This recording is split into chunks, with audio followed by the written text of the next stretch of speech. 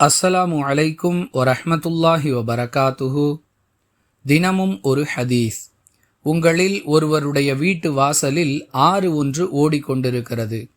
அதில் அவர் தினமும் 5 முறை குளிக்கிறார் என்றால் அவருடைய உடலில் அழுக்கு இருக்குமா என்று அல்லாஹுவின் தூதர் ஸல்லல்லாஹு அலைஹி வஸல்லம் அவர்கள் தமது தோழர்களிடம் கேட்க, அவருடைய உடலில் சிறிதளவும் அழுக்கு இருக்காது என்று தோழர்கள் பதிலளித்தனர்.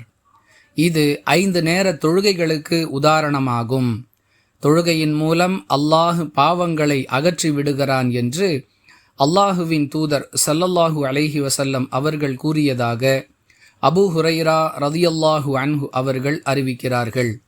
நூல் புகாரி, ஹதீஸ் எண் 528. அன்பிற்குரிய அல்லாஹுவின் நல்லடியார்களே, தொடர்ந்து குளித்து கொண்டே இருக்கக்கூடிய மனிதருக்கு உடலில் அழுக்கு இல்லாத நிலை ஏற்படுவது போன்று தொழுகையின் மூலம் அடியானுடைய பாவங்கள் அழிக்கப்படுகின்றன என்பதை உதாரணத்தின் மூலமாக அல்லாஹுவின் தூதர் ஸல்லல்லாஹு அலைஹி வஸல்லம் அவர்கள் விளக்குகிறார்கள்.